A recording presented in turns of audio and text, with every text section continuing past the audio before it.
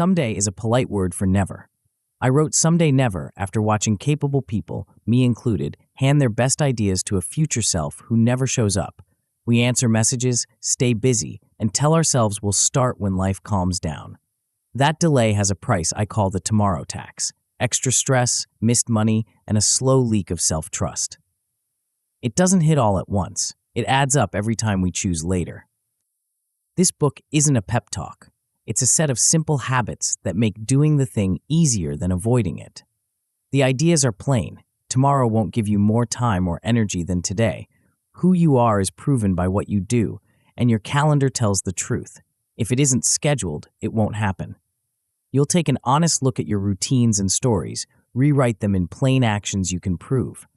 I publish a short note each morning, not "I'm a writer," and shrink the gap between deciding and starting with a first tiny step taken right away. You'll turn goals into time on the calendar, protect one focused block each day for your most important work, and learn a quick, 3-minute way to turn excuses into fixes. You'll put more attention on what you can control and stack small choices that quietly pull you toward the life you want. This system expects real life. You will miss. That isn't failure, it's part of the plan. The rule is simple: own your inputs, respect reality, don't miss twice. When you slip, restart within 24 hours. 5 honest minutes is enough to get your footing back. The payoff isn't just better numbers. It's calm days, clear progress, and the feeling that momentum is finally on your side. If you're ready to stop paying the tomorrow tax, make a tiny down payment now. Block one 25-minute session for tomorrow, give it a specific task, and set up the first 60 seconds before you turn the page. Small, certain, now. Your future self is watching. Your past self is counting on you. Your present self is choosing. Someday isn't coming. Today is. Chapter 1, The Tomorrow Tax. You tell yourself you'll start Monday. Monday becomes next week. Next week becomes next month. Next month becomes next year. And suddenly you're staring at the same problems, the same stuck patterns, the same unfulfilled promises, just with a different date on the calendar. This isn't about motivation. This isn't about willpower. This is about a hidden tax you've been paying without realizing it, the tomorrow tax. Every time you choose later, you're not just delaying action, you're compounding the cost of inaction, eroding your self-trust, and quietly rebuilding the exact life you claim to hate. The Someday Fallacy. Your future self isn't coming to save you. Here's the brutal truth. You've been outsourcing your life to a mythical future you who will somehow have more time, more energy, more clarity, and more courage than you do right now. This future version of yourself will wake up motivated, organized, and ready to tackle everything you've been avoiding. That person doesn't exist. The Someday Fallacy is the lie that conditions will improve without your intervention. It's the belief that tomorrow's you will be fundamentally different from today's you, despite zero evidence supporting this fantasy. You've been waiting for a version of yourself that has the same constraints, the same 24 hours, the same human limitations, but somehow operates with superhuman discipline. Every "I'll start when" is a vote for stagnation. When you have more time, when the kids are older, when work calms down, when you feel ready, when the stars align. These conditions aren't coming. They're excuses dressed up as strategy. The Someday Fallacy doesn't just delay action, it rewires your identity. Each postponement becomes evidence that you're the kind of person who doesn't follow through. Each broken promise to yourself lowers your tolerance for risk and shrinks your sense of what's possible. You start believing your own delays are character flaws rather than system failures. The hidden cost of later. The tomorrow tax isn't just about missed opportunities, though those compound brutally. It's about the interest you pay in stress, eroded relationships, and diminished self-respect. Every day you don't act, the cost increases. When you delay that difficult conversation, the relationship tension builds. When you postpone that business idea, competitors claim market share. When you avoid that skill development, your relevance erodes.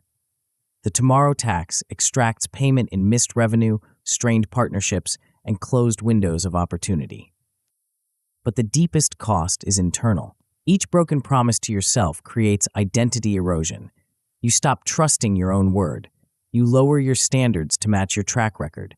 You begin to expect less from yourself because you've proven you can't deliver more. This erosion happens gradually, almost imperceptibly. One missed workout becomes I'm not athletic. One delayed project becomes I'm not reliable. One avoided risk becomes I'm not brave. Your self-image contracts to fit your patterns of avoidance.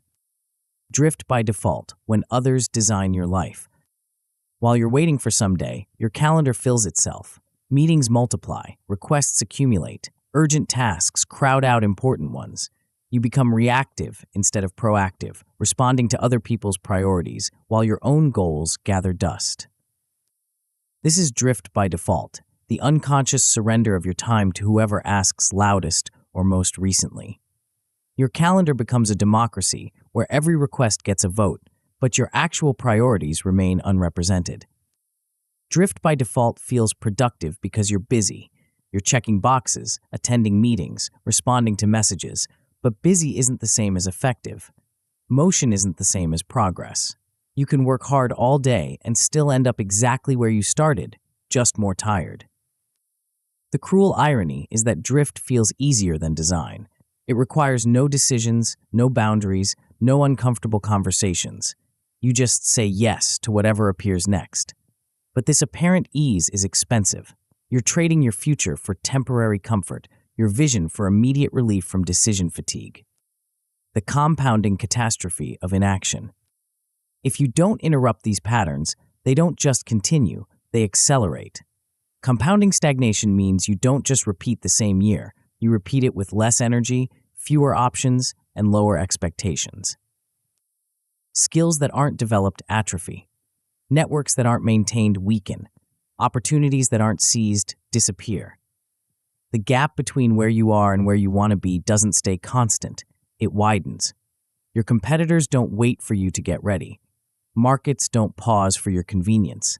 Time moves forward whether you do or not. Relationship wear compounds too. Low follow-through breeds friction. Missed commitments create resentment. Broken promises erode trust. The people who matter most start expecting less from you, not because they don't care, but because they've learned to protect themselves from disappointment. Eventually, you develop learned helplessness, the belief that change isn't possible because you've tried before and failed. You stop believing you can change because the evidence suggests you can't. This becomes a self-fulfilling prophecy that locks you into patterns that no longer serve you. What changes when you stop paying the tomorrow tax? When you work through this book, you'll achieve something specific. You'll identify the 3 loops keeping you stuck, schedule one daily bridge action that moves your most important goal forward, and install a system to restart within 24 hours of any miss. You'll experience the momentum threshold, the point where effort starts helping you instead of fighting you. This isn't about perfection, it's about direction. It's about making action cheaper than avoidance, progress more automatic than procrastination, and follow-through more natural than delay. Over time, this compounds into something powerful, consistent output. You'll ship proposals on schedule. You'll deliver content regularly. You'll follow through on commitments. You'll build a reputation for reliability that opens doors and creates opportunities. Strategic calm replaces constant crisis. When you're proactive instead of reactive, emergencies become rare. When you have clear priorities, decisions become easier. When you maintain strong boundaries, your time becomes your own. Your reputation lifts. People start trusting your word because you've proven it means something. Opportunities begin chasing you instead of the other way around. You become known for delivery, not just intention. Most importantly, you gain compounding freedom, more leverage, more choice, more time for vision work instead of crisis management. You escape the operator treadmill and start building systems that work without you. The operating system for ownership. This transformation requires a specific sequence. First, you need an honest inventory to see the real bottlenecks, not the ones you think are holding you back, but the actual patterns sabotaging your progress. Then you'll perform an excuse autopsy to separate fact from fear and choose a fix. Most delays aren't about circumstances, they're about comfort zones. When you can distinguish between real constraints and imagined ones, you can design around the real ones and eliminate the imagined ones. You'll close the agency gap by reclaiming control over what you actually control and designing constraints around what you don't. This isn't about controlling everything, it's about maximizing your influence over the things that matter most. Micro-choice gravity turns tiny daily decisions into unstoppable momentum. Small choices decide big futures. When you engineer the right micro-choices, they pull you toward your goals automatically. Bridge-building actions connect your vision to calendar reality. Dreams without daily actions remain dreams. When you translate goals into scheduled behaviors, progress becomes inevitable. Finally, you'll install inertia inoculation, pre-commitments that protect action on low days. Motivation is unreliable. Systems are not. When you design your environment to support action, you don't need to rely on feeling like it. Winners ship, losers wait. The difference between winners and losers isn't talent, luck, or circumstances. It's attitude toward action. Winners ship small daily. They measure honestly. They restart fast. They treat the calendar as a contract, not a suggestion. They own inputs relentlessly and let outcomes take care of themselves.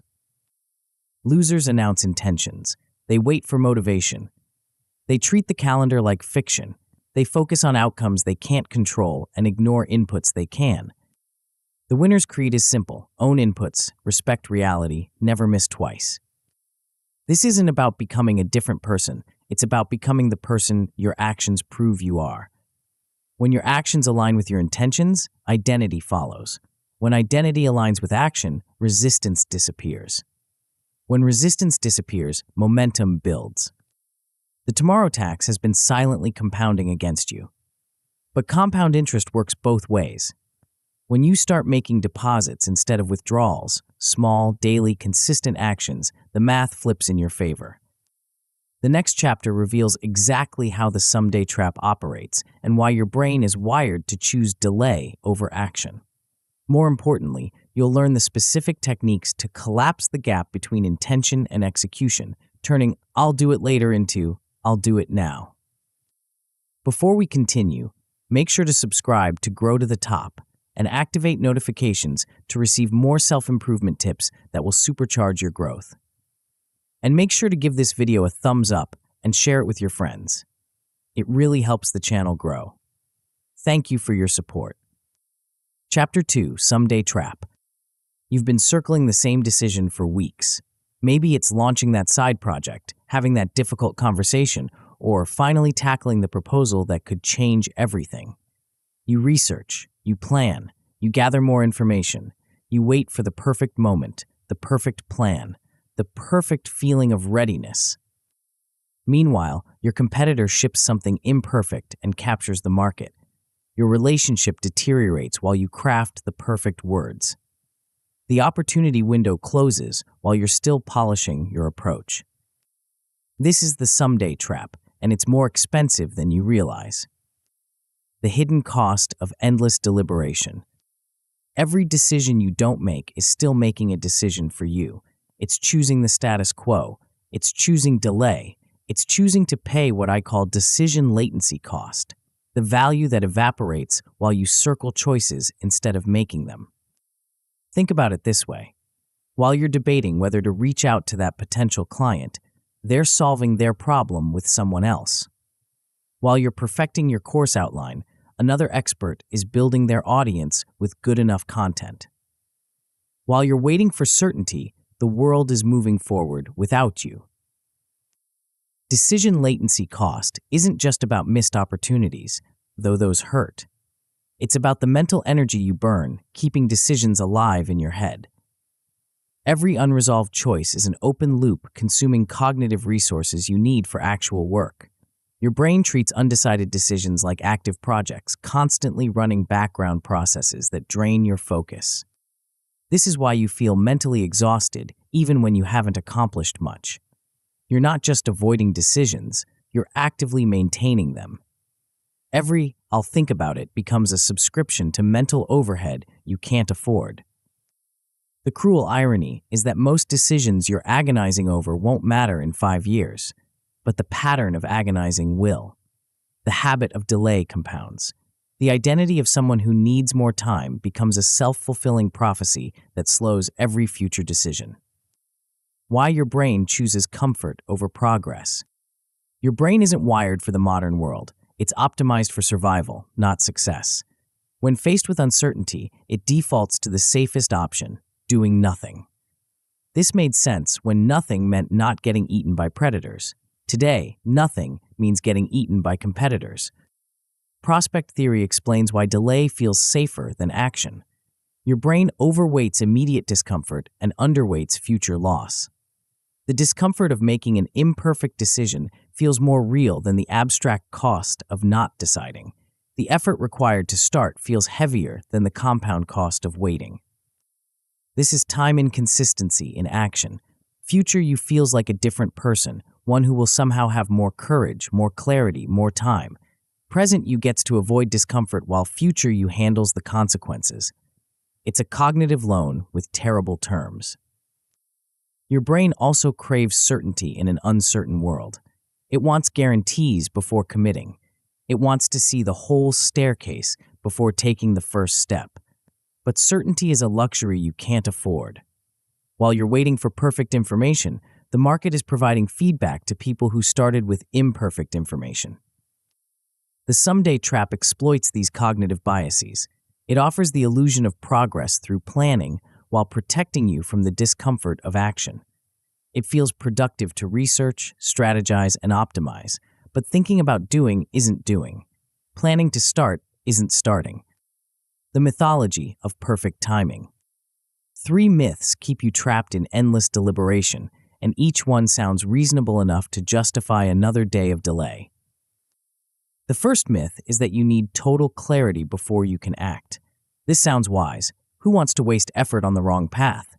But clarity isn't a prerequisite for action. It's a byproduct of action. You don't think your way into clarity. You act your way into clarity. Every action provides data. Every attempt teaches you something you couldn't learn through thinking alone.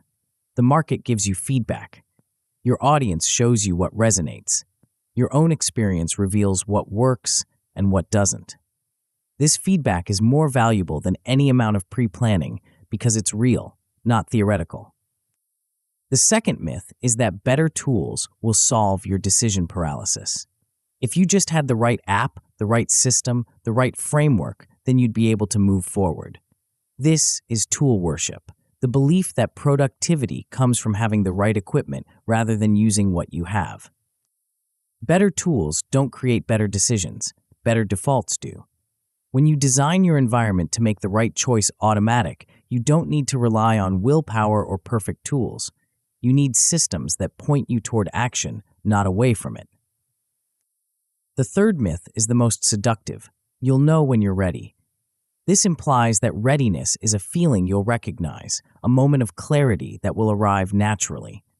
But readiness isn't a feeling, it's a decision. You don't become ready by waiting, you become ready by starting. Readiness is a byproduct of action, not a prerequisite for it. Every time you act despite not feeling ready, you build evidence that you can handle uncertainty. Every time you wait for readiness, you build evidence that you can't. The decision sprint system. The antidote to the someday trap is speed, not perfection. When you shorten the distance between intention and action, you eliminate the space where doubt grows. When you make decisions quickly, you get feedback quickly. When you get feedback quickly, you can adjust quickly. The 10-minute decision sprint forces closure on choices that could otherwise consume weeks. Set a timer for 10 minutes. Define the decision clearly. What exactly are you choosing between? List 2 viable options, not 10 options, not 5 options. 2. This constraint is crucial. When you have too many choices, you get paralyzed. When you have 2 choices, you get decisive. If you're struggling to narrow it down, ask yourself, which option produces a deliverable today? Choose that one. Name the first physical action you'll take, not the strategy, not the plan, the actual next step. Research competitors isn't specific enough. List 5 competitors and their pricing is specific. Plan the launch isn't actionable. Write the first paragraph of the sales page is actionable. Schedule this first action within 24 hours. Put it on your calendar. Set a reminder. Make it real. When the timer ends, decide. No extensions, no additional research, no waiting for inspiration. Decide and move. 2-option forcing and the 1-brick rule. 2-option forcing eliminates the paralysis of infinite choice. When you're stuck between multiple paths, collapse them into A versus B. No third option until you've acted on one of the first 2. This isn't about finding the perfect choice. It's about making a choice and getting data. If you're truly tied between options, choose the one that produces something tangible today. Bias toward action that creates evidence. Choose the path that gives you something to show, something to test, something to improve. The 1-brick rule ensures that decisions translate into immediate action. After you decide, do something, anything, for 5 to 10 minutes.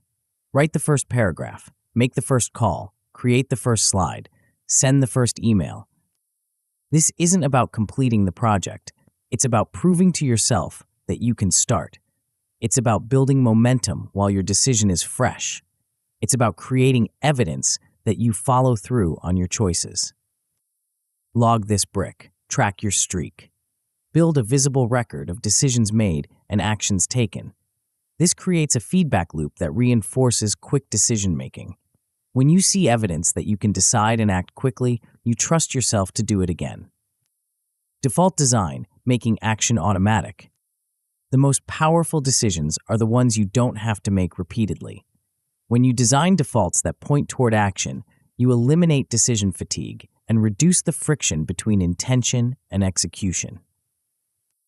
Preload templates, checklists, and starter files. When you decide to write a proposal, you shouldn't have to start with a blank page. When you decide to reach out to prospects, you shouldn't have to craft emails from scratch. When you decide to create content, you shouldn't have to invent a format. Set your environment to support action, not distraction.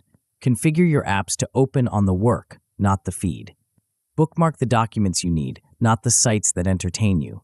Put the tools for progress in easy reach and the tools for procrastination out of sight. Use visible countdown timers to force closure. When you can see time running out, urgency becomes real. When urgency becomes real, decisions become easier. The timer isn't just measuring time, it's creating pressure that transforms thinking into doing. Name tasks by their output, not their activity. Work on proposal is vague and uninspiring. Draft proposal V1 is specific and achievable. Marketing stuff could mean anything. Write 3 social posts has a clear endpoint. When you know what done looks like, you're more likely to reach it. The compound effect of quick decisions. When you start making decisions quickly, something interesting happens. You don't just get faster results, you get better at making decisions. Speed becomes a skill. Confidence builds. The gap between intention and action shrinks. Quick decisions create quick feedback. Quick feedback enables quick adjustments. Quick adjustments lead to quick improvements. This cycle compounds. You're not just moving faster, you're learning faster, adapting faster, improving faster. Your reputation changes too. People start seeing you as someone who gets things done. They bring you opportunities because they know you won't sit on them. They trust you with time-sensitive projects because they know you won't delay them. Speed becomes a competitive advantage that opens doors. But the most important change is internal. When you prove to yourself that you can decide quickly and act immediately, you stop fearing decisions. You stop treating choices like permanent commitments. You start treating them like experiments, hypotheses to test, not destinies to agonize over. This shift from perfectionism to experimentalism is profound. It transforms decision-making from a source of stress into a source of progress. It turns uncertainty from an enemy into an ally. It makes action feel lighter, not heavier. The someday trap loses its power when you realize that most decisions are reversible, most mistakes are recoverable, and most delays are more expensive than most errors. When you start moving quickly, you discover that the cost of waiting almost always exceeds the cost of being wrong. But speed without direction is just chaos. In the next chapter, we'll explore how your daily patterns are quietly steering your life in directions you never consciously chose, and how to take back control of where you're actually heading. Chapter 3: Drift Dynamics. Your calendar is lying to you. Look at it right now. What does it say about your priorities? What does it reveal about the person you're becoming? If an outsider examined your time blocks for the past month, would they correctly guess your goals, your values, your definition of success? Probably not. Your calendar is filled with other people's urgencies, while your own priorities remain invisible, unscheduled, and therefore unreal. You're drifting through days designed by default, not intention. And drift has a direction. It's just not the direction you chose. The autopilot deception. Every morning, you wake up with the best intentions. You're going to work on that important project. You're going to make progress on your goals. You're going to focus on what matters most. Then the day happens to you. Messages arrive, meetings multiply, requests accumulate, fires need fighting. Before you know it, you're in reactive mode, responding to whatever screams loudest for attention. You mistake motion for progress, busyness for productivity, response for responsibility. This is autopilot, the unconscious surrender of your time to whoever asks for it. Autopilot feels productive because you're always doing something. You're checking boxes, solving problems, helping people, but you're not necessarily doing the right something. You're not necessarily solving your problems or helping your future self. Autopilot recreates yesterday's results because it repeats yesterday's patterns. If yesterday was spent in meetings, today will be too. If yesterday was consumed by email, today will follow suit. If yesterday lacked focus on your priorities, today will drift in the same direction. The dangerous thing about autopilot is that it feels responsible. You're being responsive to others. You're being helpful. You're being available. But responsiveness without boundaries isn't responsibility. It's abdication. You're abdicating control of your time, your energy, your trajectory. Unconscious routines produce unconscious results. When you don't deliberately design your days, they get designed for you. When you don't protect your priorities, they get crowded out by other people's priorities. When you don't schedule what matters most, what matters least fills the void. The calendar truth serum. Here's a brutal reality check. If it's not on your calendar, it's not real. Your intentions don't count. Your goals don't matter. Your priorities are fiction until they become time blocks. The calendar is truth serum for your actual priorities. It reveals what you really value by showing where you actually spend time. It exposes the gap between what you say matters and what you make time for. It's an honest mirror that reflects your real choices, not your stated intentions. Most people treat their calendar like a suggestion box, a place where meetings happen to them rather than a tool they use to happen to their goals. They schedule around other people's needs while leaving their own priorities to chance. They block time for everyone else's agenda while hoping their own agenda finds time somewhere in the margins. This backwards approach guarantees drift. When you don't claim time for what matters most, what matters least claims it instead. When you don't protect space for your priorities get squeezed out by whatever's urgent, immediate, or convenient for others. The calendar isn't just a scheduling tool, it's a commitment device. When you put something on your calendar, you're making a promise to yourself. When you honor that promise, you build self-trust. When you break it repeatedly, you erode the foundation of your own reliability. Your calendar should be a contract with your future self, not a democracy where every request gets a vote. It should reflect your values, not just your availability. It should show your priorities, not just your obligations. The Keystone Block Strategy. The solution isn't to schedule every minute. That's a recipe for rigidity and rebellion. The solution is to anchor each day around one non-negotiable block that cannot be moved, interrupted, or compromised. This is your keystone block. A keystone is the central stone in an arch, that holds all the other stones in place. Remove it, and the entire structure collapses. Your keystone block serves the same function for your day. It's the protected time that ensures your most important work happens regardless of what chaos erupts around it. This block should be your earliest, most protected hour. Not because morning is magical, but because morning is defensible. The later in the day you schedule important work, the more likely it is to get displaced by urgent work. Morning gives you the best chance of completing your keystone before the world starts making demands. Your keystone block should be outcome named, not activity named. Work on project is vague and uninspiring. Draft proposal V2 is specific and achievable. Marketing stuff could mean anything. Write 3 LinkedIn posts has a clear endpoint. When you know what done looks like, you're more likely to reach it. Single task during this block, no email, no messages, no meetings, no exceptions. This isn't about being antisocial, it's about being intentional. You're not avoiding people, you're protecting progress. You're not being selfish, you're being strategic. Set a timer and honor it. When the timer starts, you start. When the timer ends, you stop. This creates boundaries that prevent task sprawl and protect the rest of your day. It also creates urgency that transforms thinking into doing. The weekly map ritual. Drift happens when you don't know where you're going. Direction happens when you translate desired outcomes into scheduled inputs. This requires a weekly ritual that connects your vision to your calendar reality. Spend 20 minutes each week mapping your priorities to your time blocks. Start by listing your top outputs for the week, the deliverables that will move your most important goals forward. Not everything you could do, but the few things that will create the most leverage. For each output, backmap the inputs required. How much time will you need?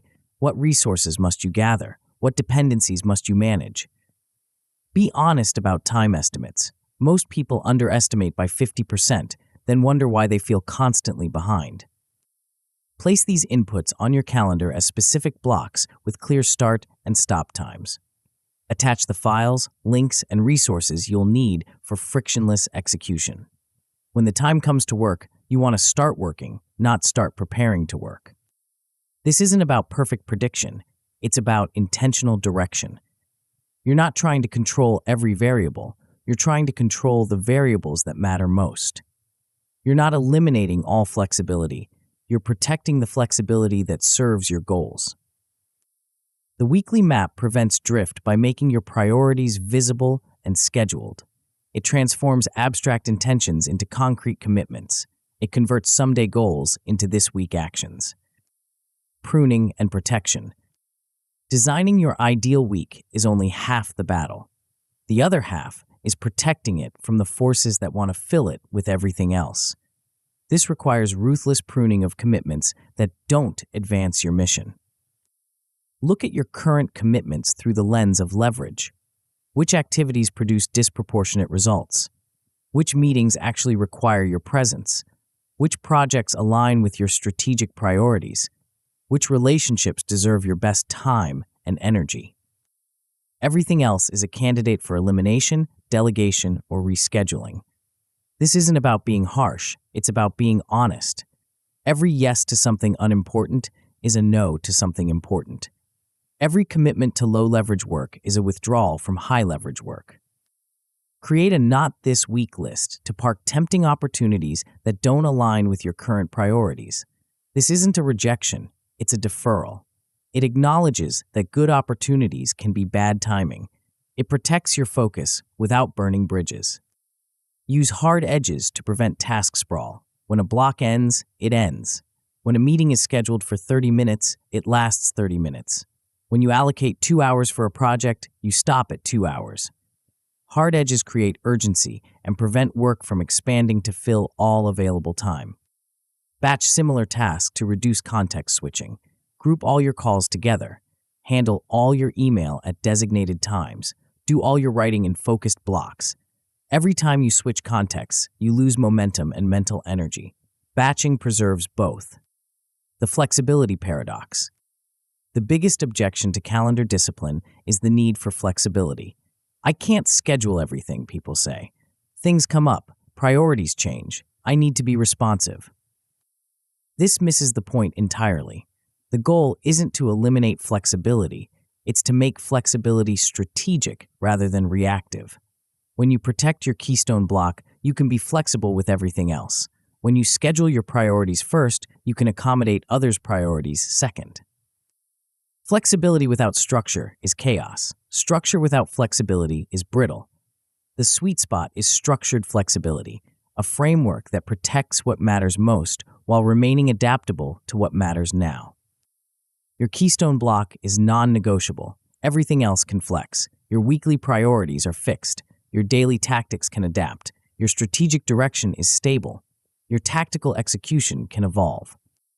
This approach actually increases your ability to help others because it ensures you're helping from a position of strength rather than depletion.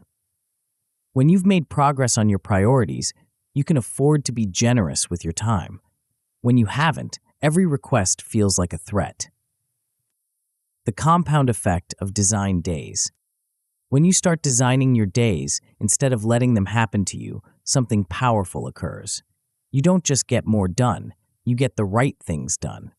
You don't just become busier, you become more effective. You don't just fill time, you invest it. Designed days compound. Each day of intentional focus builds momentum for the next. Each week of protected priorities creates evidence that you can control your trajectory. Each month of calendar discipline strengthens your ability to say no to good opportunities so you can say yes to great ones. Your reputation changes too. People start seeing you as someone who gets important things done. They stop bringing you every small problem because they know you're focused on big solutions. They start respecting your boundaries because you've demonstrated they're real. Most importantly, you start trusting yourself. When you consistently honor your calendar commitments, you build evidence that you can rely on your own word. When you protect your priorities, you prove that your goals matter. When you design your days, you demonstrate that you can design your life. The calendar becomes more than a scheduling tool. It becomes a manifestation tool.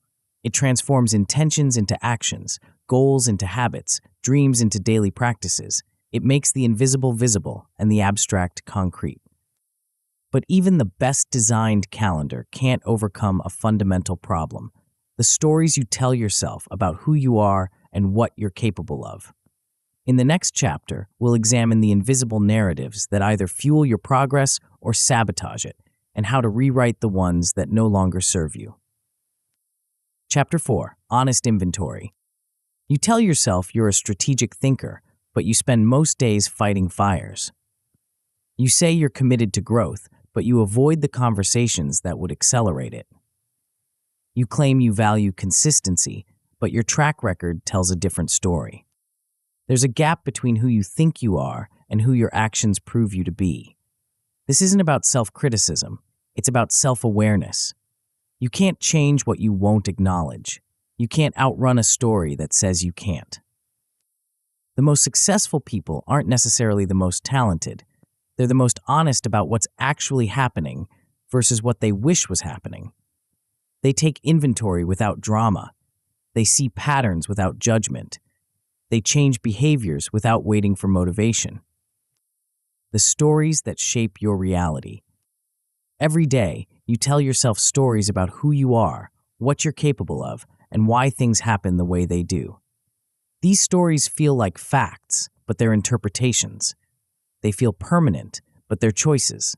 They feel true, but they're often just familiar. I'm not a morning person. I'm bad with technology. I'm not good at sales.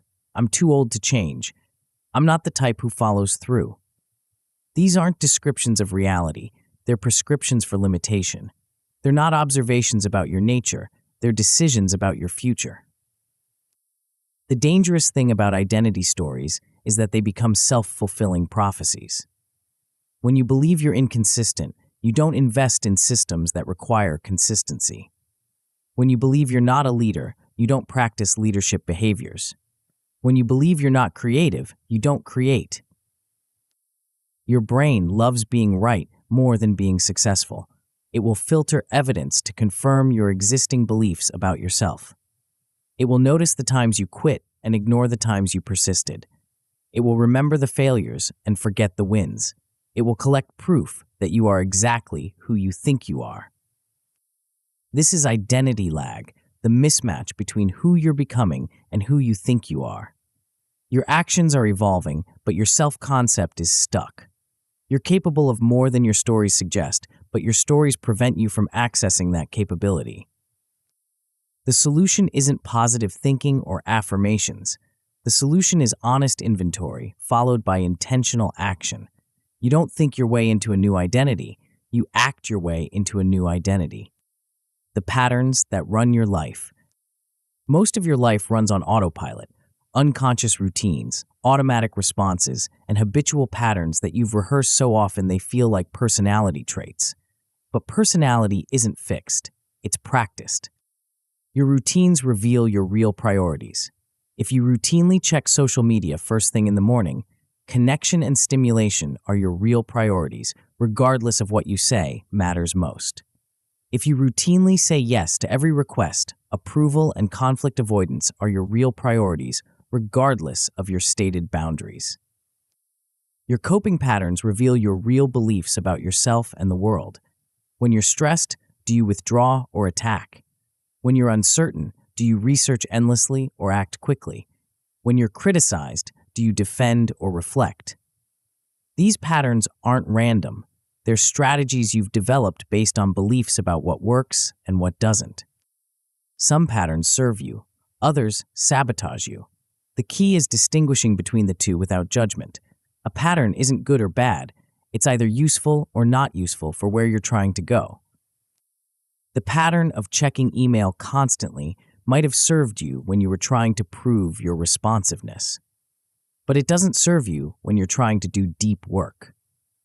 The pattern of saying yes to everything might have served you when you were building your network. But it doesn't serve you when you're trying to focus your energy. Patterns persist because they once solved a problem. The question isn't whether they're good or bad, it's whether they're still solving the right problem. The inventory process. Taking honest inventory requires temporary suspension of judgment and permanent commitment to truth. You're not trying to feel good about yourself, you're trying to see yourself clearly. You're not looking for validation, you're looking for information. Start with your routines. What do you actually do each day, not what you intend to do? Track your time for a week without changing anything. Just observe. Notice where your energy goes, where your attention flows, where your time disappears. Look for patterns in your responses to stress, uncertainty, and challenge. When things get difficult, what do you typically do? When you're overwhelmed, how do you typically cope? When you're afraid, how do you typically react? These patterns reveal your default programming. Examine the stories you tell about yourself, especially the ones that start with "I'm not," or "I can't," or "I always," or "I never." These absolute statements are rarely accurate, but they're always limiting. They close off possibilities before you explore them. Notice your coping mechanisms, the things you do to avoid discomfort, uncertainty, or difficulty. Do you research endlessly to avoid deciding? Do you clean obsessively to avoid creating? Do you socialize constantly to avoid solitude? Do you work frantically to avoid reflection? Coping mechanisms aren't inherently problematic. They become problematic when they prevent you from moving toward what you want. They become problematic when the cure becomes worse than the disease. The role-based identity shift. Instead of trying to change your entire personality, focus on inhabiting specific roles that align with your goals. Roles are more flexible than identities. They're more actionable than aspirations. They're more measurable than motivations. Choose 3 roles that matter most for where you're trying to go. Not who you think you should be, but who you need to be to achieve what you want to achieve. Builder, leader, student, creator, connector, optimizer. Choose roles that excite you, not roles that exhaust you. For each role, identify one daily behavior that makes that role real. Not a big behavior that requires massive change, but a small behavior that requires consistent action. The builder writes 1 paragraph daily. The leader makes 1 decision daily. The student learns one thing daily. These behaviors must be visible, time-stamped, and shippable. Visible means you can see evidence that you did them. Time-stamped means you can track when you did them. Shippable means they produce something tangible, not just internal change. The key is making these behaviors so small they're almost impossible to fail at, but so consistent they're impossible to ignore. You're not trying to become a different person overnight. You're trying to become a slightly different person every day.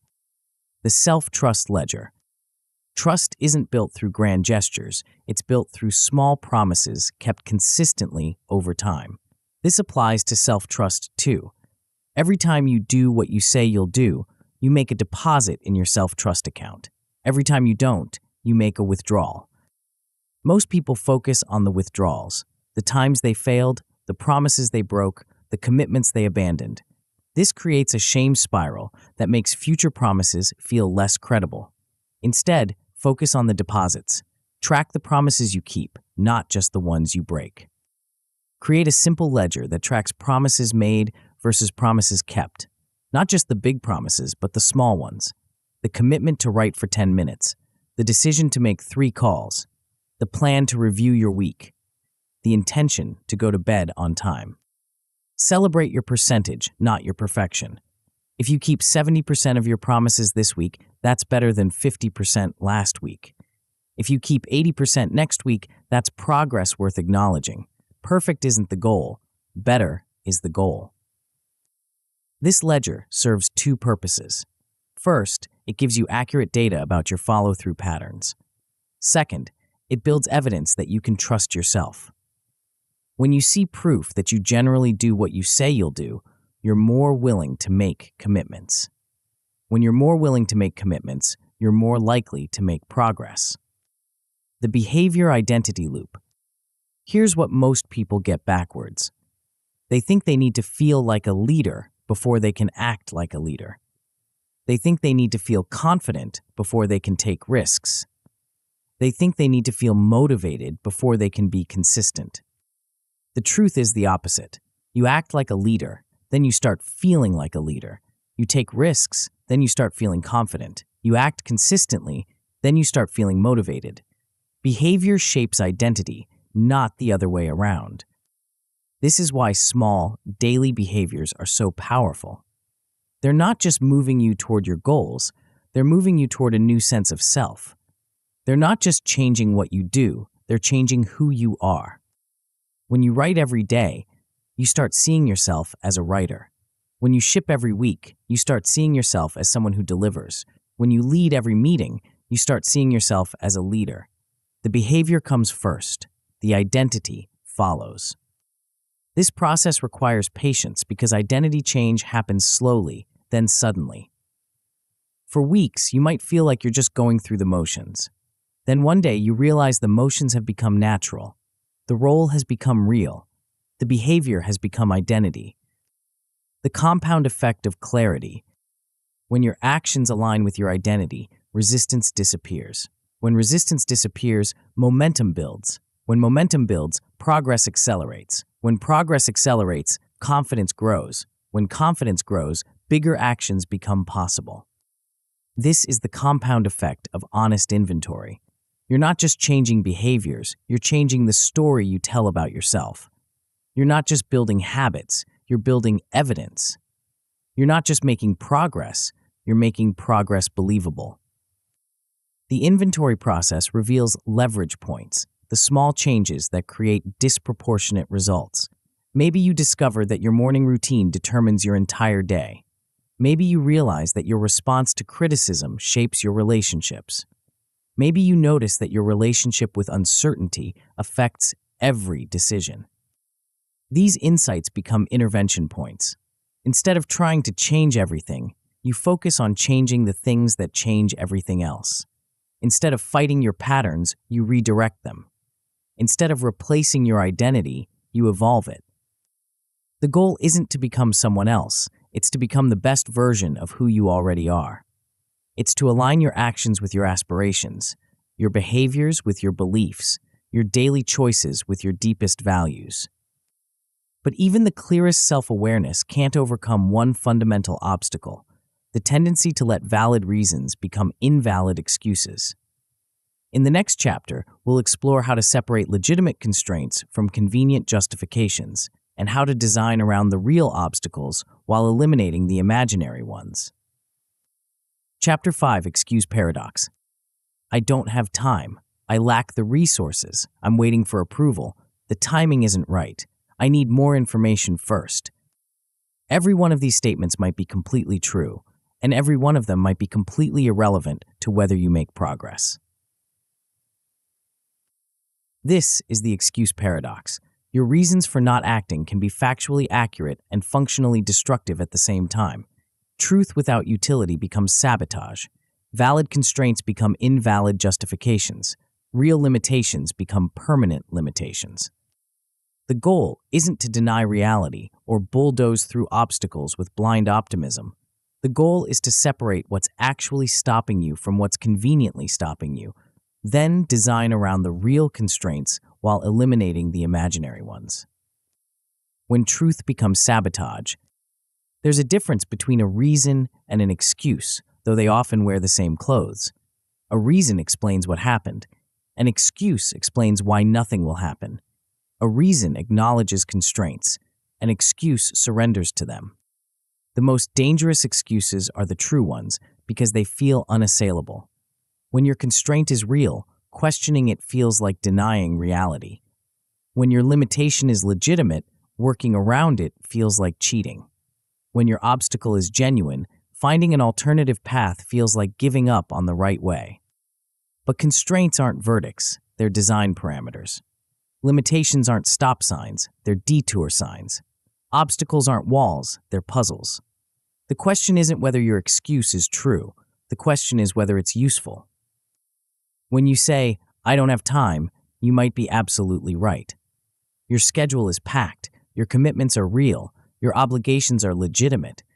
But this truth becomes sabotage when it prevents you from finding the 10 minutes you do have, the early morning you could claim, or the low-priority task you could eliminate.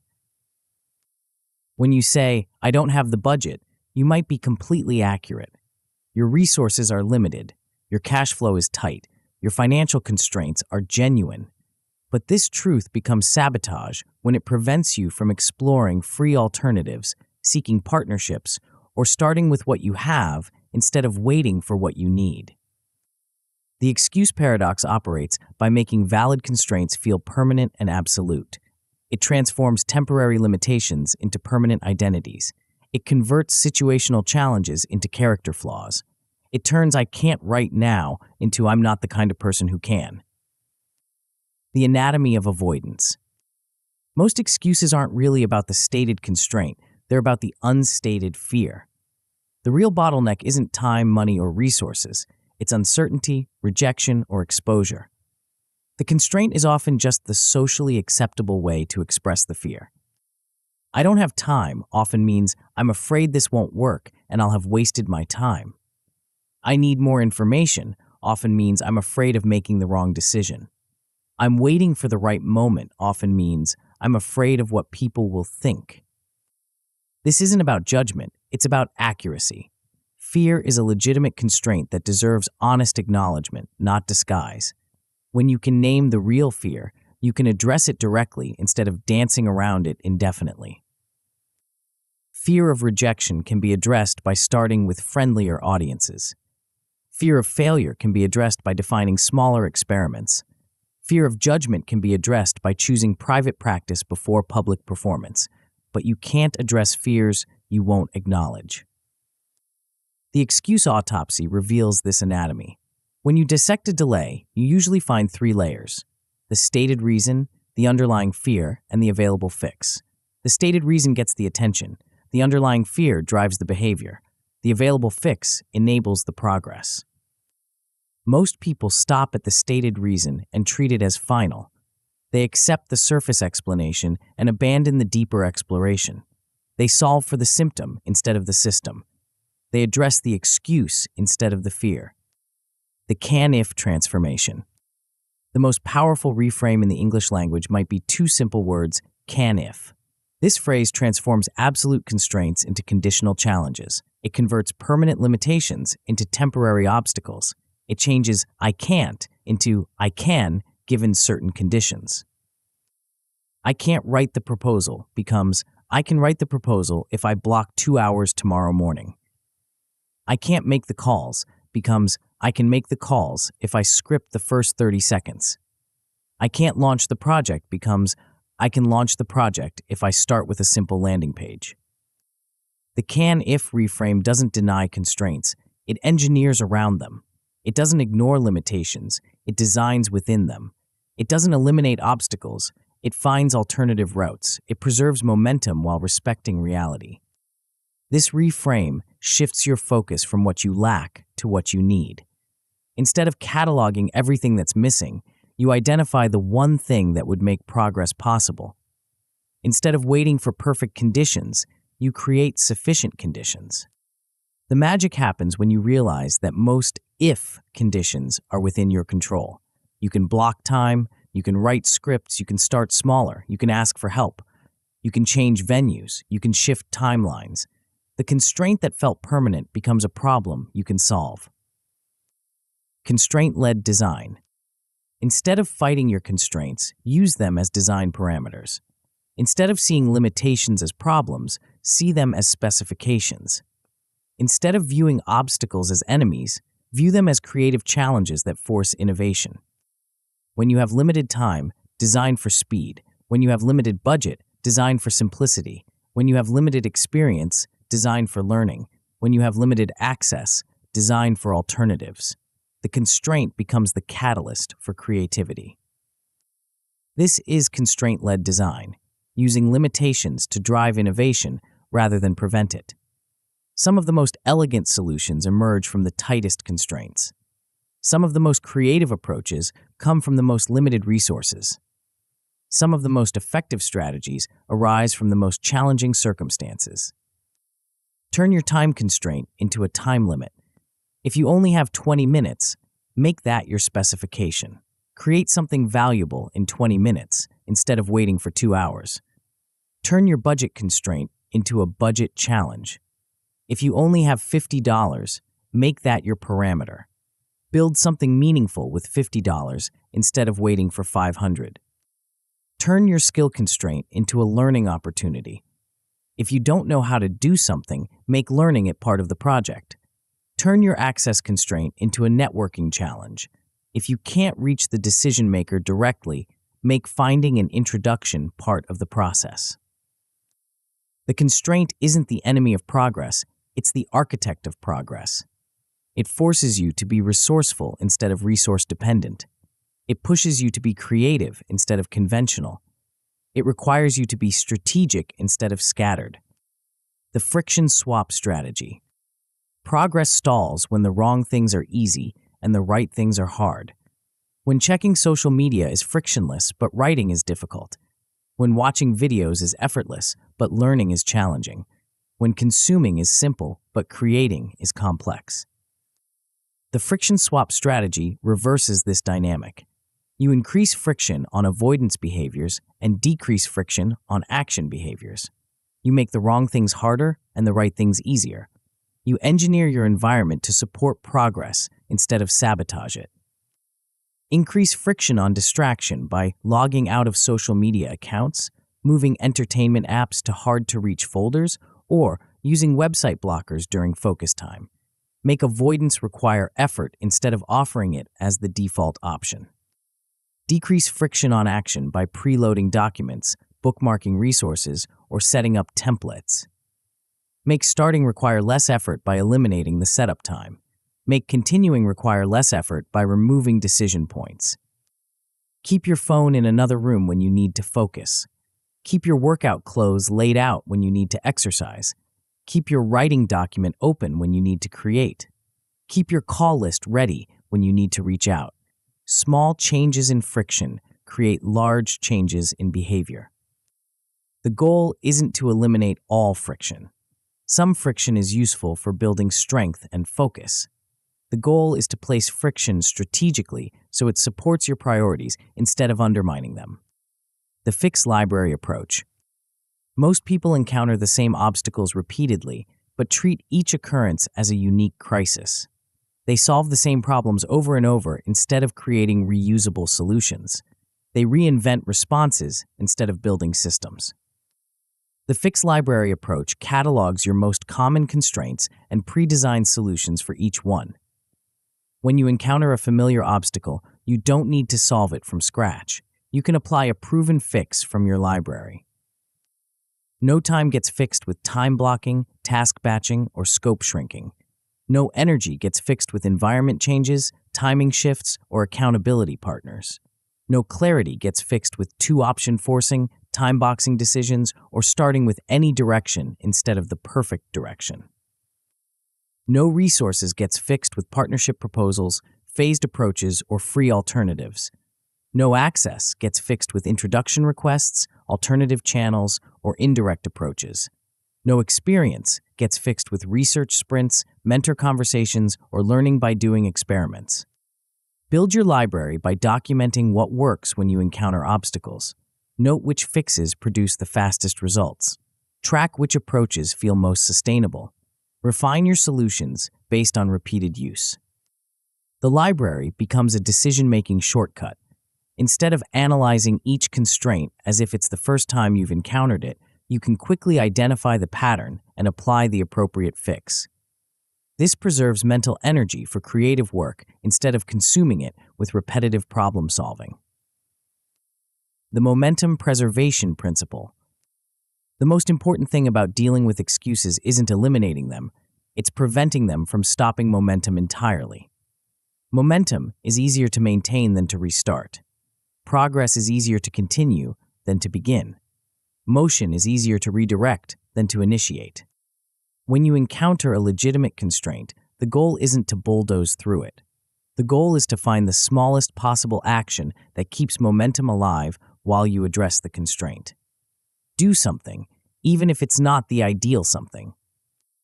If you can't write the full proposal, write the outline. If you can't make all the calls, make one call. If you can't complete the project, complete one component. If you can't solve the whole problem, solve one piece of it. This isn't about lowering standards, it's about maintaining motion. It's not about accepting less, it's about building toward more.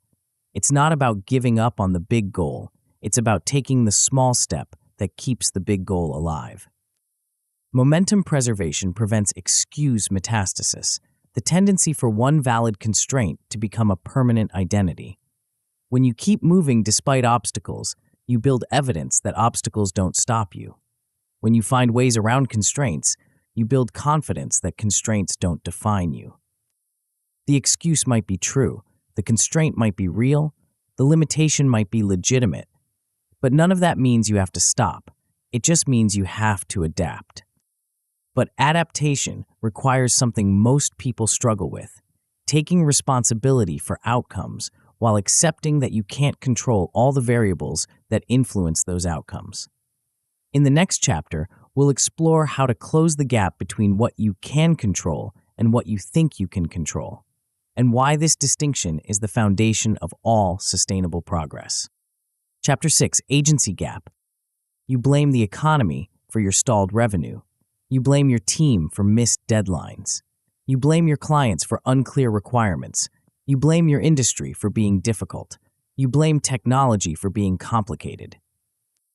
Meanwhile, your competitor with the same economy, similar team challenges, equally demanding clients, identical industry constraints, and the same technology is thriving.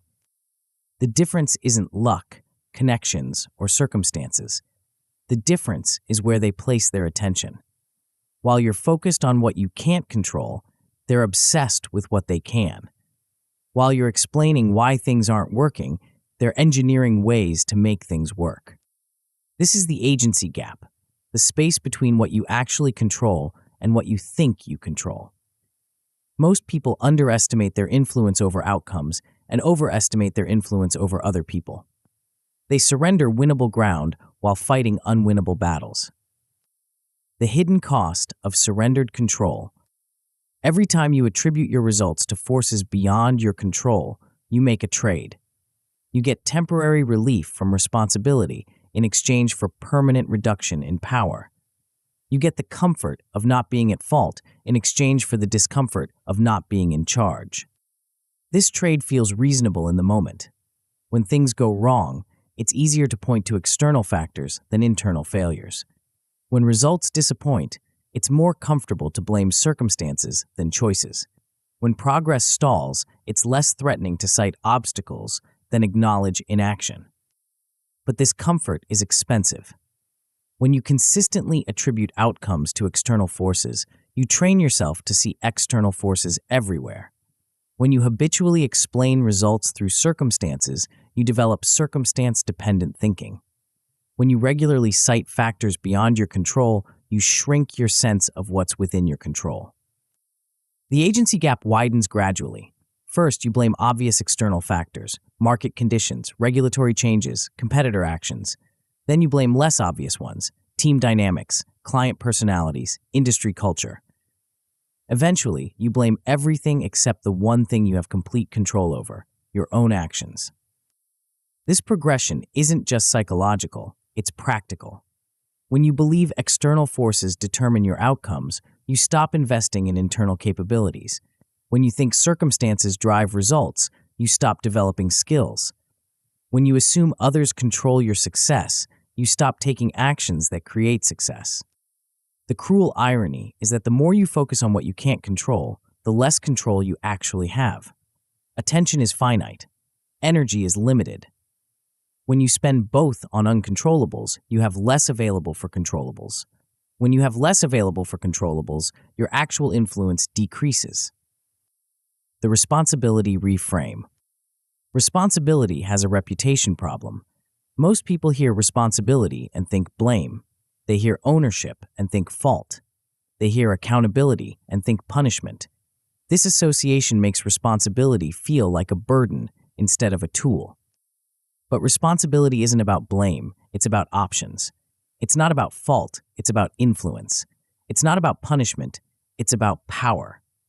When you take responsibility for an outcome, you're not accepting blame for what happened. You're claiming authority over what happens next.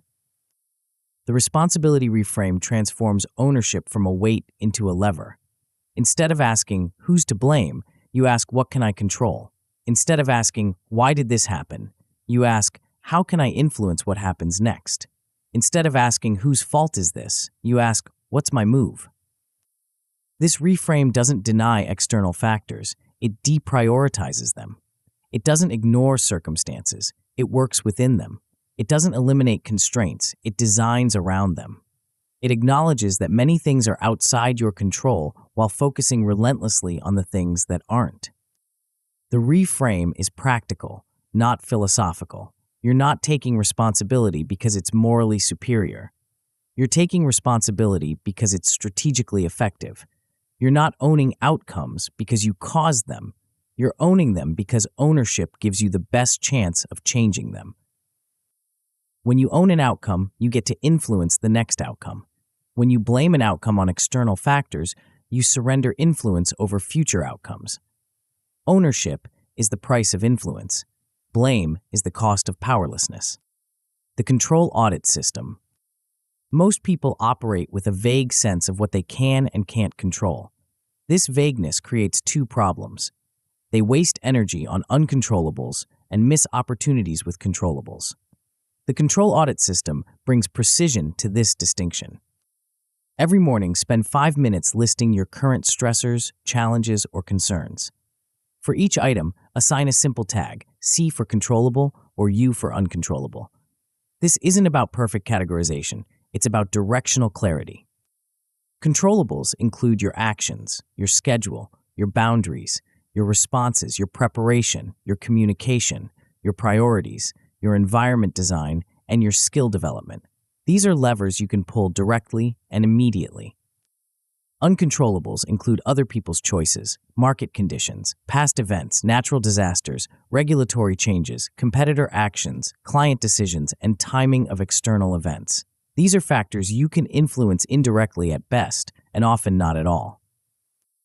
For each controllable, write one specific action you'll take today. Not someday, not when you have time, not when conditions improve. today. Make the action small enough to complete and specific enough to measure. For each uncontrollable, write one acceptance statement or one indirect influence attempt. Either acknowledge that you can't control it and will work around it, or identify one small way you might influence it indirectly. This audit serves two purposes. First, it redirects your attention from uncontrollables to controllables. Second, it converts stress into action. Instead of carrying concerns as mental weight, you either act on them or release them. The boundary sentence strategy. Most people think boundaries are about saying no to others, but the most important boundaries are the ones you set with yourself. These are the lines you draw to protect your leverage, your focus, and your progress from your own impulses and habits. The boundary sentence strategy creates clear, enforceable rules that protect your controllables from both external pressure and internal drift. A boundary sentence follows a simple format. I don't do X during Y. I don't check messages during my keystone block. I don't take meetings before 10 a.m. I don't work on weekends unless it's a genuine emergency. I don't say yes to requests without sleeping on them first. I don't start new projects until I finish current ones. The power of the boundary sentence is its specificity. It eliminates decision fatigue by pre-deciding common choices. It reduces negotiation by stating clear terms. It prevents drift by creating visible lines. Broadcast your boundary sentence once to relevant people, then enforce it silently and consistently. Don't re-explain, re-justify, or renegotiate every time someone tests the boundary. Simply redirect. I don't take calls during my morning block, but I'm free at 2 p.m. The goal isn't to be rigid, it's to be intentional. You're not avoiding all flexibility, you're protecting specific areas where flexibility undermines effectiveness. You're not being antisocial, you're being strategic about when and how you're social. Boundaries aren't walls, they're filters. They let the right things through while keeping the wrong things out. They create space for what matters by eliminating space for what doesn't. The input ledger approach.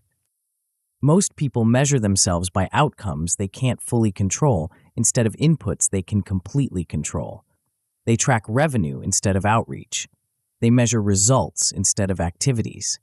They focus on what happened instead of what they did. This creates a frustrating cycle. When outcomes are good, they feel successful but don't know exactly why. When outcomes are poor, they feel unsuccessful but don't know exactly what to change. They're measuring the wrong variables and wondering why they can't improve them. The input ledger approach flips this dynamic. Instead of tracking what happened to you, you track what you did. Instead of measuring results, you measure actions. Instead of focusing on outcomes, you focus on inputs. Track daily inputs that directly relate to your goals. Blocks completed, calls made, emails sent, pages written, proposals drafted, meetings held, skills practiced, connections made, assets shipped. These are variables you control completely. Review your input ledger weekly. Look for patterns in your most productive days. Identify which inputs correlate with your best outcomes. Notice which activities feel sustainable versus which ones burn you out. The ledger serves as both measurement and motivation.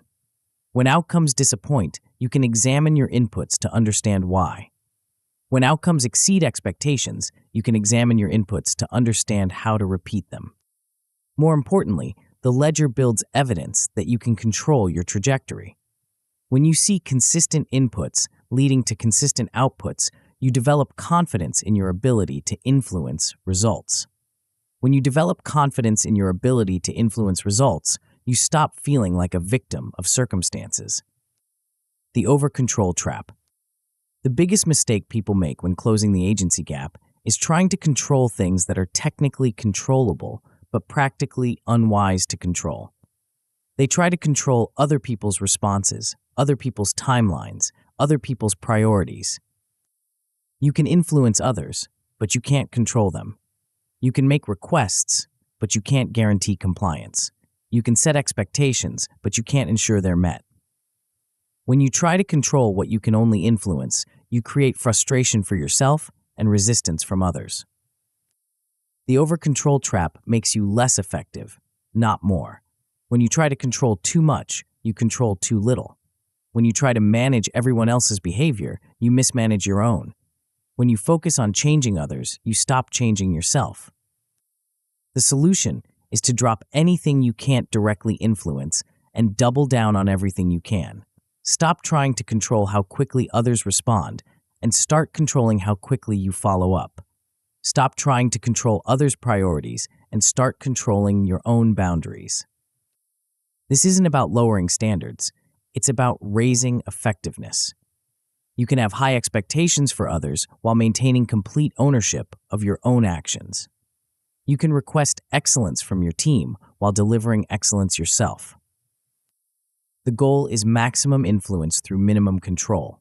You influence others by controlling yourself. You change outcomes by changing inputs.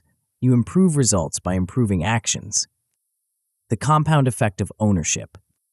When you consistently focus on controllables, something powerful happens.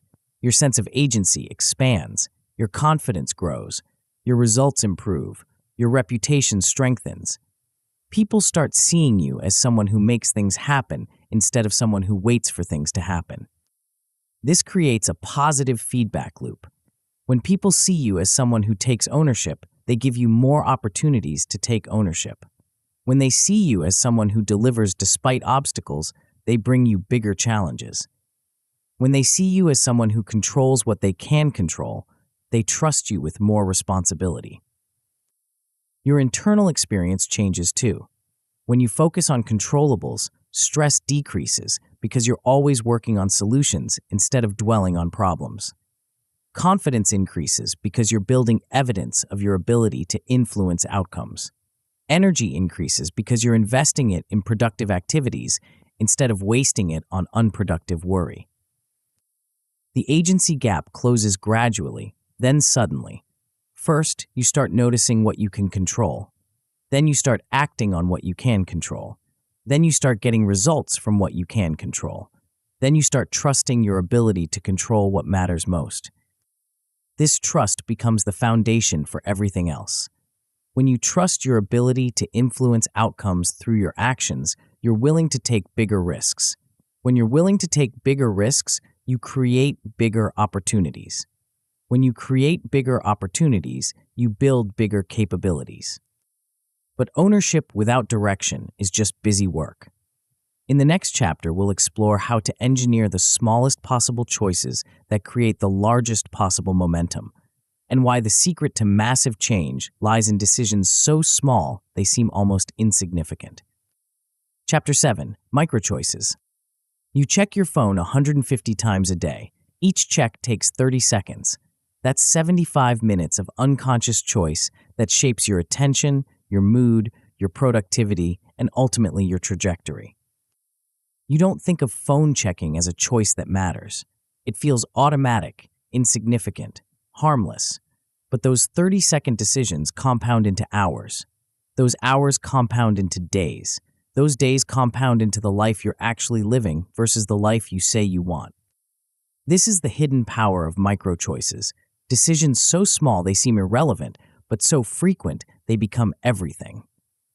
While you're planning big changes and waiting for motivation, your smallest choices are quietly designing your future.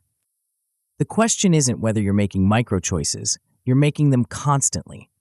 The question is whether you're making them consciously or unconsciously, strategically or randomly, in service of your goals or in spite of them. The gravity of small decisions. Every choice creates momentum in a direction. When you choose to check social media, you create momentum toward distraction. When you choose to open a document, you create momentum toward creation. When you choose to complain, you create momentum toward negativity. When you choose to act, you create momentum toward progress. Individual choices feel weightless, but choices in aggregate have gravity. They pull you towards certain outcomes and away from others. They make some futures more likely and others less likely. They create patterns that become habits, that become identity, that becomes destiny. This is micro-choice gravity, the cumulative force of small decisions pulling you in a particular direction. Most people underestimate this force because they focus on individual choices instead of choice patterns. They see the trees but miss the forest. They notice the decision but ignore the direction. Your current life is the sum of your micro choices over time. Your future life will be the sum of your micro choices going forward. If you want to change your trajectory, you don't need to make different big choices. You need to make different small choices consistently. The most successful people aren't necessarily the ones who make the best big decisions. They're the ones who make the best small decisions repeatedly. They understand that frequency beats intensity, that consistency beats perfection, that small choices compound into large outcomes. This isn't about willpower or discipline, it's about design. When you engineer your micro choices, you engineer your momentum. When you engineer your momentum, you engineer your results. When you engineer your results, you engineer your life. The forecasting advantage. Most people live in reaction mode, responding to whatever happens without considering where their responses are leading. They make choices based on how they feel now instead of where they want to be later. They optimize for immediate comfort instead of long-term trajectory. If-then forecasting breaks this pattern by creating a brief but powerful pause between stimulus and response. Before you make a choice, you ask a simple question: if I keep doing this, where does it lead? This isn't complex analysis or detailed planning. It's a 30-second simulation that connects today's choice to tomorrow's consequence. It's a quick glimpse into the future that your current pattern is creating. If you keep checking your phone every 10 minutes, where does it lead? Fragmented attention, shallow work, reactive days. If you keep saying yes to every request, where does it lead? Overcommitment, burnout, neglected priorities. If you keep postponing important conversations, where does it lead? Deteriorating relationships, accumulated resentment, missed opportunities. The forecast doesn't need to be precise. It needs to be directional. You're not trying to predict exactly what will happen. You're trying to see the general trajectory your current choices are creating. This brief forecast creates space for a different choice. When you can see where your current pattern leads, you can decide whether that's where you want to go. When you can see the cost of continuing, you can weigh it against the cost of changing. The forecasting advantage isn't about perfect prediction, it's about conscious direction. You're not trying to control the future, you're trying to influence it through present choices. The auto-win strategy. The biggest obstacle to better micro-choices isn't knowing what to do, it's remembering to do it when the moment arrives. In the heat of the moment, when you're tired, stressed, or distracted, good intentions evaporate. This is why you need auto-wins. Auto-wins are micro-choices you pre-decide so you don't have to decide them in real time. They're tiny actions you commit to regardless of how you feel, what's happening, or what else is competing for your attention.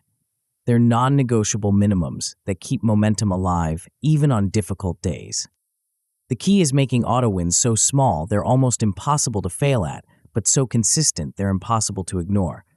2 minutes of writing, 1 outreach email, 5 minutes of learning, 1 page of reading, 2 deep breaths before responding to criticism. These aren't your aspirational goals. They're your baseline commitments. They're not what you'll do when you're motivated. They're what you'll do especially when you're not motivated. They're not your maximum effort. They're your minimum viable progress. Auto-wins work because they eliminate decision fatigue. When you pre-decide what you'll do, you don't have to decide what to do. When you don't have to decide what to do, you can focus on actually doing it. When you focus on actually doing it, you build evidence that you can rely on yourself. The evidence compounds. Each completed auto-win proves you can keep small promises to yourself. Each kept promise increases your willingness to make slightly bigger promises. Each bigger promise expands your sense of what's possible. The cue-action connection. Auto-wins become automatic when you attach them to reliable cues, events that happen naturally in your day. Instead of relying on memory or motivation, you rely on environmental triggers that prompt the right action at the right time. After you finish your morning stand-up, you open the document and write 2 sentences. After you close your laptop for lunch, you send 1 outreach email. After you sit down at your desk, you review your priorities for the next 2 hours. After you complete a meeting, you capture 1 key insight. The cue doesn't have to be time-based. It can be location-based, event-based, or emotion-based. When you sit in your car, you listen to an educational podcast. When you feel frustrated, you take 3 deep breaths before responding.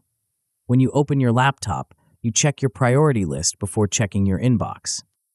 The power of cue-action pairing is that it makes good choices feel automatic instead of effortful. You're not fighting against your habits, you're building new habits that serve your goals. You're not relying on willpower, you're relying on environmental design. Protect your cues by making them visible and consistent. Set alarms that remind you when cues should trigger actions. Use visual prompts that reinforce the connection. Create physical arrangements that support the behavior. The goal is to make the right choice the easy choice. When the right choice is easy, you make it more often. When you make it more often, it becomes natural. When it becomes natural, it becomes identity. The 2-strike recovery system. The biggest threat to micro-choice momentum isn't occasional failure. It's the belief that occasional failure means total failure. 1 missed day becomes a missed week. 1 broken streak becomes a broken system. 1 imperfect choice becomes an excuse for abandoning the entire approach. The 2-strike recovery system prevents this all-or-nothing thinking by building restart protocols directly into your micro-choice design. Missing once isn't failure, it's data. Missing twice in a row is a pattern that requires immediate intervention. When you miss your auto win once, you restart the same day. You don't wait until tomorrow. You don't make excuses. You don't negotiate with yourself. You simply do a smaller version of the missed action as soon as you remember. Missed your 2-minute writing session this morning? Write 1 sentence right now. Missed your outreach email after lunch? Send a quick follow-up message before dinner. Missed your priority review when you sat down? Do a 30-second scan of your task list before you start working. When you miss twice in a row, you do a 5-minute penalty rep immediately. This isn't punishment, it's pattern interruption. You're breaking the momentum of missing and rebuilding the momentum of doing. You're proving to yourself that missing doesn't mean quitting. The 2-strike system acknowledges that perfection isn't the goal, persistence is. It builds resilience into your micro-choice system so that temporary setbacks don't become permanent stops. It makes missing less likely by making recovery more immediate. The compound curve of consistency. When you start making better micro-choices consistently, the results follow a predictable pattern. Nothing happens for a while, then everything happens at once. This is the compound curve. Slow at first, then exponential. Week 1 feels insignificant. You're writing 2 sentences, sending 1 email, reading 1 page. The actions feel too small to matter. The progress feels too slow to count. The results feel too distant to motivate. Week 2 feels similar. You're building a streak, but the outcomes aren't visible yet. You're creating momentum, but it doesn't feel powerful yet. You're changing direction, but you haven't traveled far enough to see the difference. Week 3 starts to feel different. The actions feel more natural. The cues start triggering behaviors automatically. The resistance decreases. The evidence accumulates. You start trusting your ability to keep small promises. Week 4 reveals the compound effect. The 2 sentences become 2 paragraphs. The 1 email becomes 1 conversation. The 1 page becomes 1 insight. The small actions start producing visible results. By week 6, people start noticing. You're shipping more consistently. You're responding more thoughtfully. You're progressing more steadily. The micro choices have created macro changes. By week 12, the changes feel permanent. The behaviors feel natural. The results feel inevitable. The micro choices have become micro habits that have become identity shifts that have become lifestyle changes. The rotation strategy. The biggest risk to long-term micro-choice success is boredom. What starts as exciting becomes routine. What starts as challenging becomes automatic. What starts as engaging becomes mechanical. This is where most people abandon systems that are actually working. The rotation strategy prevents boredom without sacrificing consistency. You keep the structure, but vary the content. You maintain the frequency, but change the focus. You preserve the habit, but refresh the activity. Instead of writing the same type of content every day, rotate between different formats. Monday is bullet points, Tuesday is paragraphs, Wednesday is questions, Thursday is insights, Friday is reflections. The writing habit stays consistent, but the writing experience stays fresh. Instead of learning about the same topic every day, rotate between different subjects. This week is marketing. Next week is leadership. The week after is productivity. The learning habit stays consistent, but the learning content stays varied. The key is rotating content while maintaining difficulty. Don't make tasks harder just because you're bored. Make them different. Don't increase scope just because you're comfortable. Increase variety. The goal is novelty without complexity, freshness without friction. Rotation prevents the plateau effect that kills long-term consistency. It keeps your micro-choices engaging without making them overwhelming. It preserves momentum while preventing monotony. The micro-choices you make today are designing the life you'll live tomorrow. Each small decision is a vote for the person you're becoming. Each tiny action is a step toward the future you're creating. But micro-choices without strategic direction are just busy work. In the next chapter, we'll explore how to connect your daily actions to your biggest goals through a system that transforms distant dreams into immediate momentum, and why the secret to achieving anything significant lies in building the right kind of bridge. Chapter 8. Bridge Momentum. You have a vision. Maybe it's launching a product, building a team, mastering a skill, or creating something that matters. The vision feels real when you think about it. It feels possible when you plan for it. It feels inevitable when you talk about it. But there's a gap between where you are and where you want to be. And that gap isn't just about distance, it's about momentum. Right now, your current trajectory is carrying you in one direction while your vision pulls you toward another. The question isn't whether you can reach your destination. The question is whether you can build a bridge strong enough to carry you there.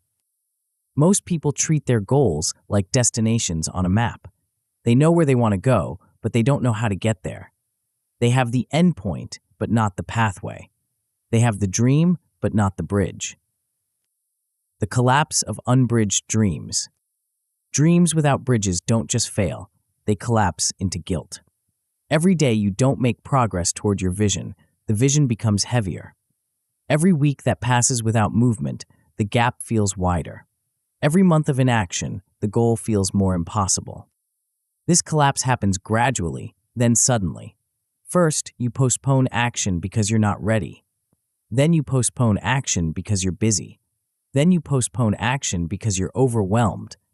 Eventually, you stop talking about the goal because it reminds you of your lack of progress. The guilt compounds. You feel guilty for not working on your vision. You feel guilty for having the vision in the first place. You feel guilty for letting time pass without action. You feel guilty for disappointing yourself again. This guilt creates a vicious cycle. The more guilty you feel, the more you avoid thinking about the goal. The more you avoid thinking about the goal, the less likely you are to work on it. The less you work on it, the more guilty you feel. The cycle continues until the dream dies from neglect. The problem isn't the size of your vision, it's the absence of a bridge. You're trying to leap across a chasm instead of building a pathway across it. You're treating your goal like a single massive action instead of a series of connected steps. Bridge-building actions solve this problem by creating daily movement toward your vision. They transform abstract goals into concrete progress. They convert distant dreams into immediate momentum. They make the impossible feel inevitable by making it incremental. The momentum threshold discovery. There's a point in every meaningful pursuit where effort stops fighting you and starts helping you, where work becomes self-propelling instead of self-defeating, where progress creates more progress instead of consuming more energy. This is the momentum threshold. Before you reach this threshold, everything feels hard. Every action requires willpower. Every step demands discipline. Every day tests your commitment. You're pushing against resistance, swimming upstream, climbing uphill. Progress feels expensive and fragile. After you cross the threshold, everything feels different. Actions feel natural. Steps feel automatic. Days feel productive. You're riding momentum, flowing downstream, coasting downhill. Progress feels inevitable and sustainable. The momentum threshold isn't mystical, it's mechanical. It emerges from positive feedback loops that compound over time. Small wins create confidence. Confidence enables bigger actions. Bigger actions produce bigger wins. Bigger wins strengthen belief. Stronger belief sustains bigger actions. Most people never reach the momentum threshold because they stop before they get there. They give up during the hard phase before the effort starts helping them. They quit when progress feels expensive before it becomes profitable. They abandon the bridge before they cross it. The key is understanding that the threshold exists and designing your bridge to reach it. You need enough consistent action over enough time to trigger the positive feedback loops. You need enough small wins to build enough confidence to sustain enough effort to create enough momentum to cross the threshold. This isn't about working harder, it's about working consistently. It's not about perfect days, it's about persistent days. It's not about massive actions, it's about sustained actions. The priority debt crisis. While you're building bridges to your vision, you're also accumulating priority debt, the compound interest you pay for doing low-leverage work before high-leverage work.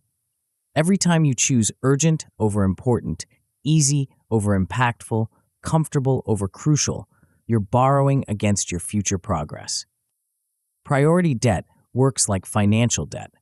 The longer you delay high-leverage work, the more expensive it becomes. The more low-leverage work you do first, the less time and energy you have for high-leverage work.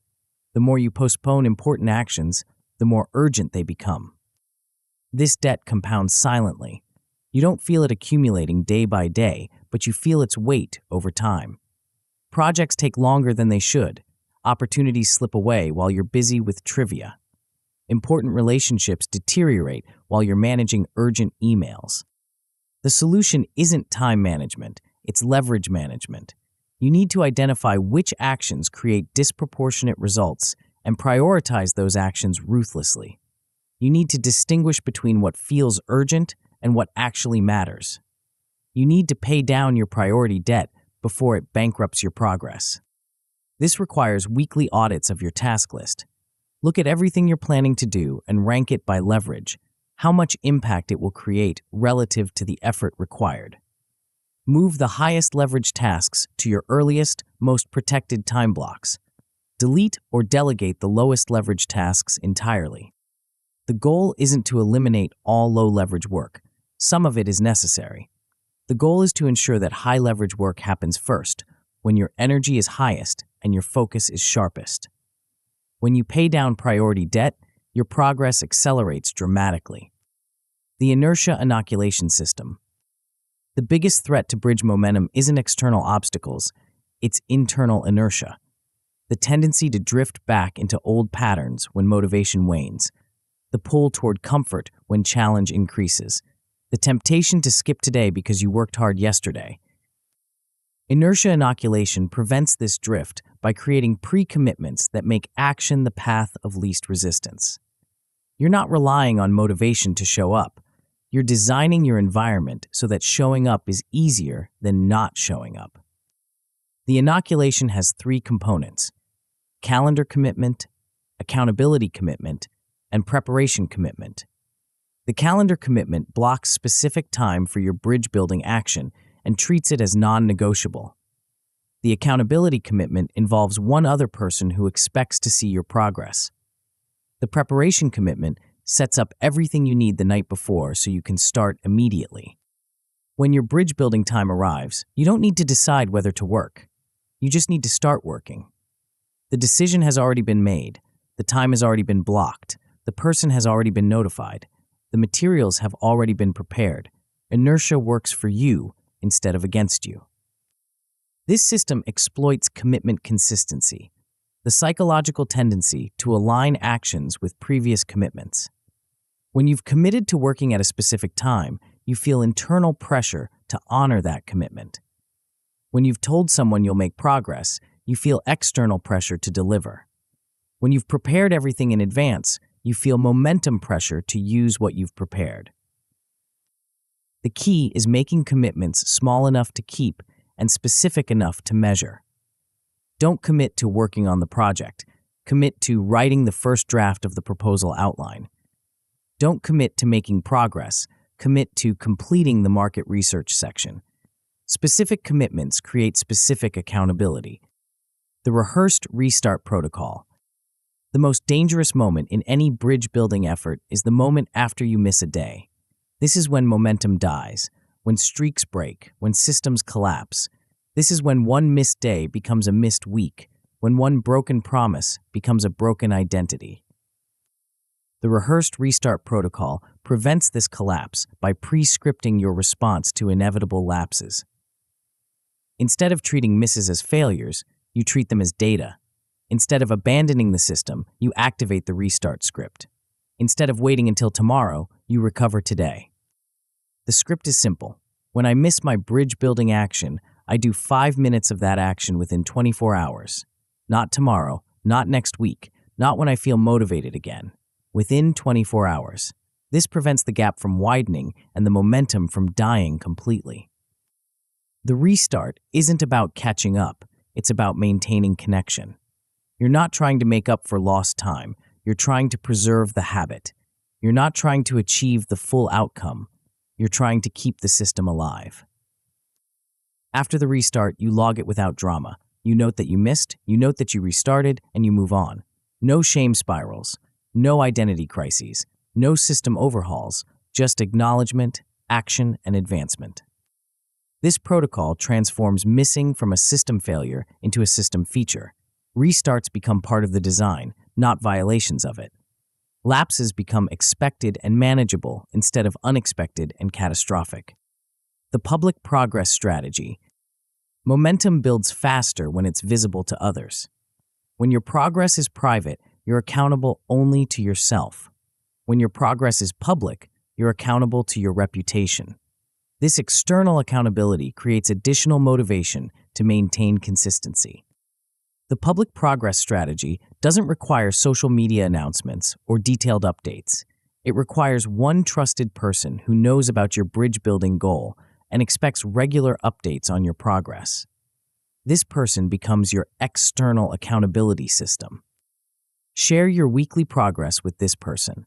Not just whether you worked, but what you accomplished. Not just your successes, but your challenges. Not just your wins, but your lessons. This creates a feedback loop that reinforces your commitment and provides external perspective on your progress. The visibility also creates positive pressure to maintain momentum. When you know someone is expecting an update, you're more likely to have something positive to report. When you know someone is tracking your progress, you're more likely to make progress worth tracking. Choose someone who will be supportive but honest, encouraging but not enabling. Someone who will celebrate your wins and help you learn from your setbacks. Someone who cares about your success but isn't emotionally invested in your methods. The compound curve of bridge building. Bridge momentum follows a predictable pattern. Week 1 feels like pushing a boulder uphill. Week 2 feels like pushing a boulder on flat ground. Week 3 feels like pushing a boulder downhill. Week 4 feels like the boulder is pushing itself. This progression isn't linear, it's exponential. The first few weeks produce minimal visible results, but maximum foundation building. You're establishing routines, building habits, creating systems. The work feels disproportionate to the outcomes. Then something shifts. The routines become automatic, the habits become natural, the systems become self-reinforcing. The work starts producing visible results, the outcomes start justifying the effort. The momentum starts building on itself. By week 6, people start noticing your progress. By week 8, you start feeling unstoppable. By week 10, the goal starts feeling inevitable. By week 12, you've crossed the momentum threshold and entered the zone where effort helps instead of hurts. This compound curve is why most people quit too early. They stop during the hard phase, before the momentum kicks in. They abandon the bridge before they cross it. They give up on the system before the system starts working for them. Understanding the curve helps you persist through the difficult early phase.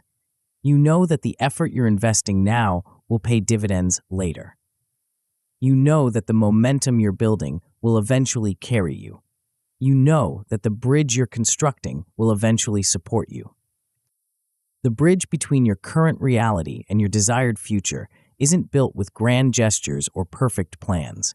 It's built with daily actions, consistent effort, and systematic progress. Each day you work on your bridge, you get closer to your destination and further from your starting point. But building the bridge is only half the challenge.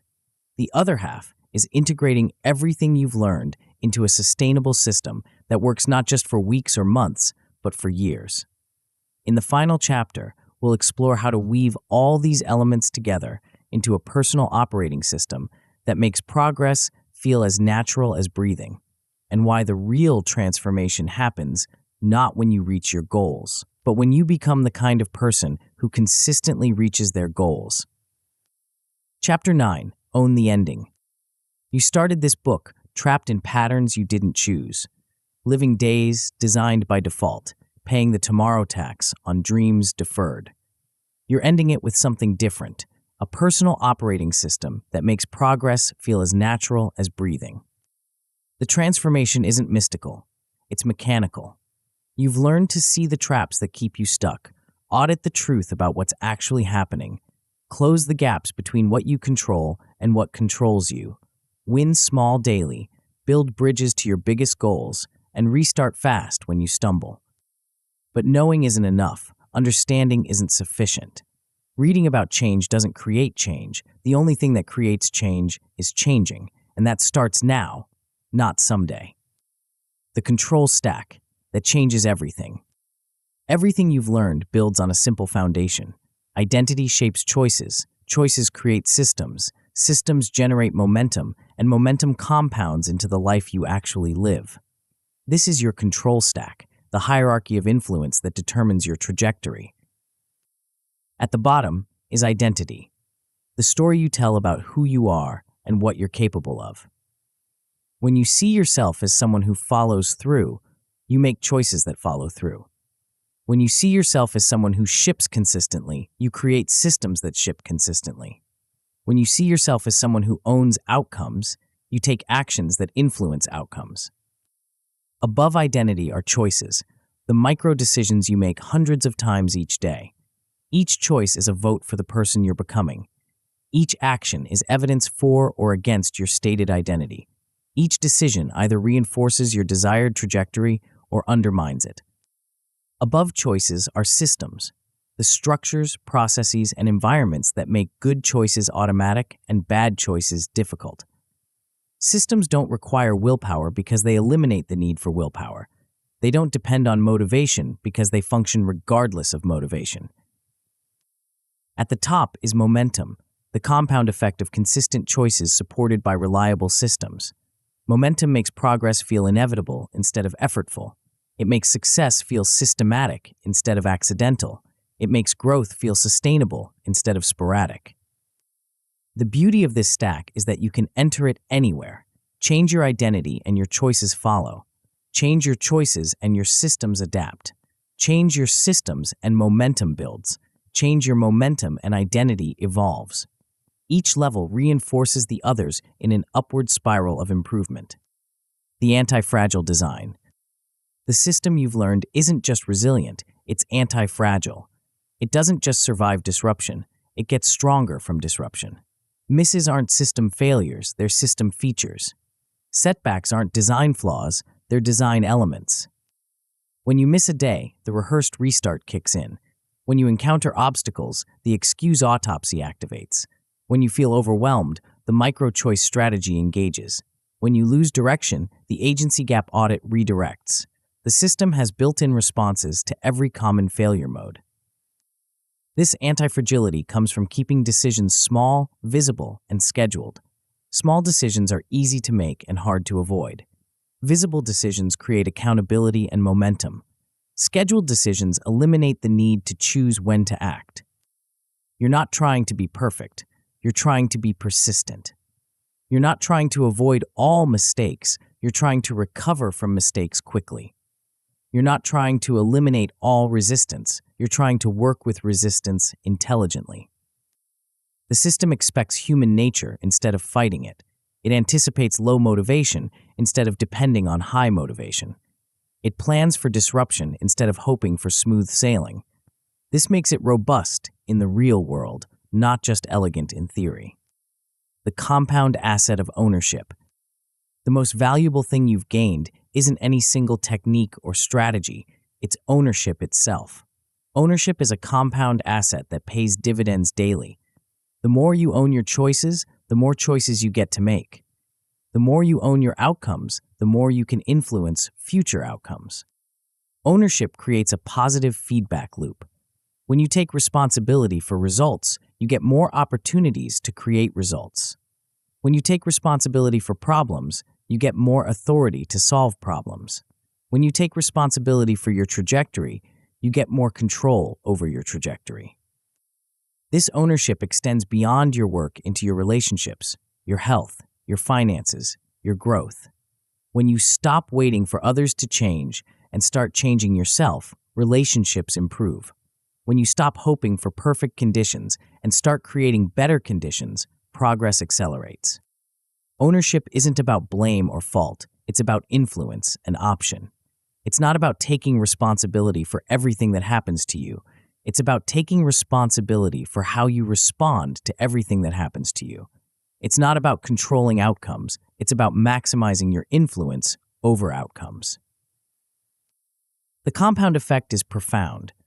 Each day you practice ownership, you build evidence that you can influence your reality. Each week you practice ownership, you expand your sense of what's possible. Each month you practice ownership, you become someone who creates change instead of waiting for change. The relationship revolution. When you stop breaking promises to yourself, you stop breaking promises to others. When you start following through on your commitments, others start trusting your commitments. When you start owning your outcomes, others start respecting your boundaries.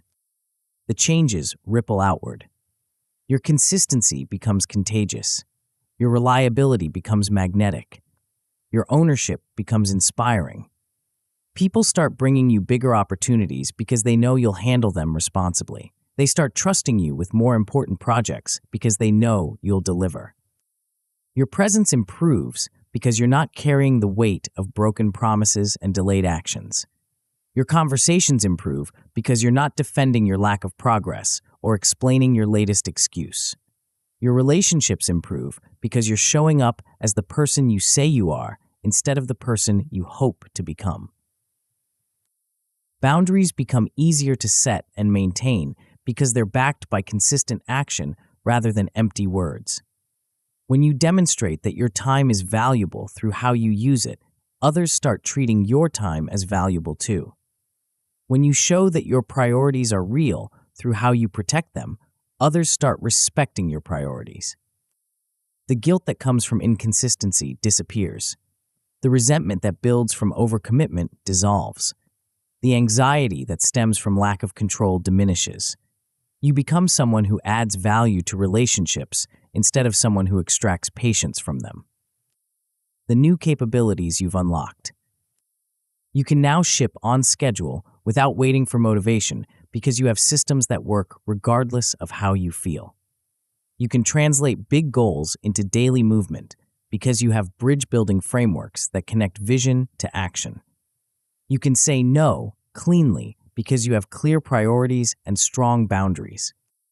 You can make decisions quickly because you have time boxing and two-option forcing techniques. You can restart after setbacks because you have rehearsed restart protocols. You can maintain momentum because you have micro-choice strategies and keystone blocks. You can audit your patterns honestly because you have inventory frameworks that separate facts from stories.